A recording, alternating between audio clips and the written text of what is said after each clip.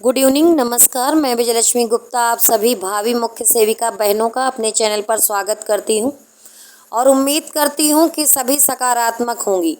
जैसा कि थंबनेल पर आप देख ही रहे हैं कि संघर्ष के पथ पर सभी लोग डटे रहें, हार नहीं माननी। भर्ती फंसाकर खुश होने वालों को जवाब आज मैं दूंगी और ये वाली लाइन पढ़ के आप समझ गए हैं कि मैं क्या करने वाली हूँ। संघर्षरत अभ्यर्थी धैर्य और साहस बनाए रखें। लड़ाई दोनों तरफ से टक्कर की हो रही है। संविदा कर्मी अभी तक जिनको मैं बहनें बोल रही थी, इतनी नीचता पर उतर आई हैं कि मेरे वीडियो के कमेंट बॉक्स में दावा करती हैं कि जैसा वो चाहेंगी वैसा करवा लेंगी। इतनी ही चाहत में क्षमता थी तो खुद को परमानेंट करवा लेती, क्या ज़रूरत थी 55 और 60 साल की उम्र में आपको परमानेंट होने की सूझी है, वो भी उन अभ्यर्थियों की भर्ती पर स्टे लगाकर जो अगर देखा जाए तो आपके बच्चों के बराबर की हैं। आपको शर्म नहीं आती है? शर्म आनी चाहिए। अच्छी बात होती है कि हम अपने हित के लिए लड़ें, लेकिन हमेशा ये भी ध्यान रखना चाहिए कि हम अपने हित के लिए लड़ रहे हों तो किसी और के हित को कोई भी धक्का न लगे, ठेस न लगे और उसका हित प्रभावित ना हो। भारत की शासन प्रशासन व्यवस्था कुछ ऐसी है, न्यायिक प्रणाली कुछ ऐसी है जिसमें पिस करके बहुत से निर्दोष लोग दम तोड़ देते हैं। मुख्य सेविका भर्ती में यही हो रहा है। इतना संघर्ष करने के बाद भी बार बार जहां न्याय का मंदिर जिसको माना जाता है, वहां पर ये बताया जाता है कि सॉफ्टवेयर की गलतियों से चीज़ें टैग नहीं हो पा रही हैं या मूल केस टैग नहीं हो पा रहा है। हमारे अधिवक्ता महोदय, हमारे गुरुजी बराबर प्रयासरत हैं।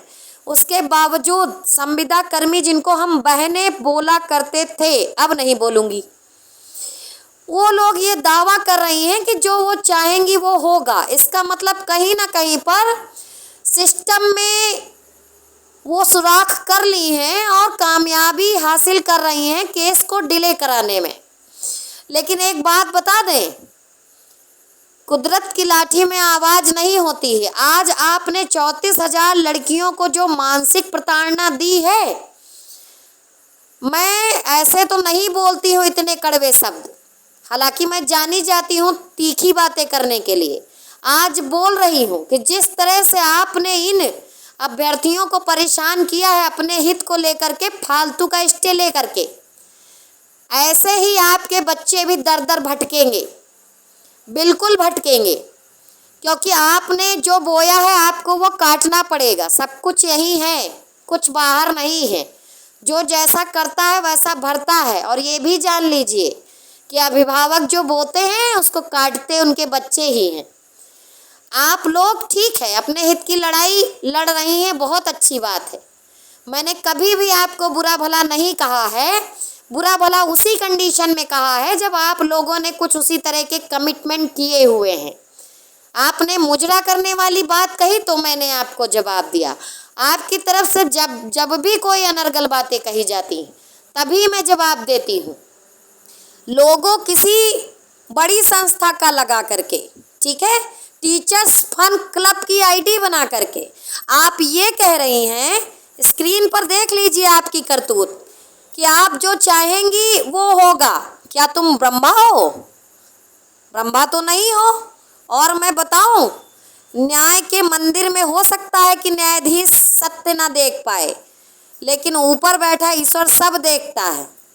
इसलिए आप अपने न्याय के लिए लड़िए, अपने हित के लिए लड़िए, लेकिन किसी को कमेंटबाजी कर करके अपनी जो ये तुच्छी हरकतें हैं वो मत दिखाइए। मैं बता रही हूँ आपको, आप जो भी ये तुच्छापना कर रही हैं इसका परिणाम आप खुद भुगतेंगी। 34,000 लड़कियाँ मिल करके आपको कोई आशीर्वाद नहीं दे रही हैं, ठीक है। आप 126 लोग मिल करके अगर हमको कोसेंगे तो भी हमारा कुछ नहीं बिगाड़ पाएंगे, क्योंकि 34,000 लोग आपको बढ़िया से कोस रहे हैं। और देख लेना, आप ये देख लीजिएगा कि अपने उम्र के इस लास्ट पड़ाव में सब कुछ लेके जाओगी। संघर्ष करना बुरी बात नहीं है, अपने हित के लिए लड़ना बुरी बात नहीं है, लेकिन निर्दोष लड़कियां जिन्होंने कोई अपराध नहीं किया है, जो स्ट्रगल करके यहाँ तक पहुँची हैं, उनके मार्ग का रोड़ा आप बनी हैं। 34,000 लोग उस रोड़े पे इतने पैर मारेंगे, इतनी लातें मारेंगे कि दिमाग सही आ जाएंगे। इसलिए सुधार कर लीजिए। जिसने भी इस तरह का कमेंट किया है वो समझ जाए कि उसके साथ क्या करने वाले हैं ईश्वर। ठीक है, हिसाब सब यही होगा, हिसाब आपको देना पड़ेगा।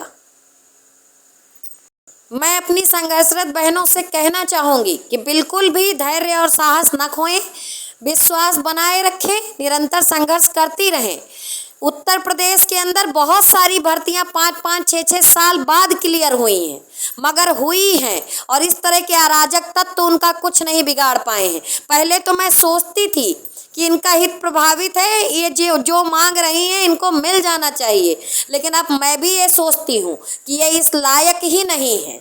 जिनको किसी दूसरे के दर्द के बारे में कुछ पता ही नहीं है, वो इस लायक नहीं है। इनको बिल्कुल विभाग से निकाल के बाहर कर देना चाहिए। बिल्कुल इनके साथ यही होना चाहिए, और जो इन्होंने हम लोगों के साथ किया है, इनके बच्चों के साथ भी यही होगा, बिल्कुल होगा। ईश्वर सब देखता है। जल्दी मिलेंगे अगले वीडियो में, तब तक के लिए धन्यवाद।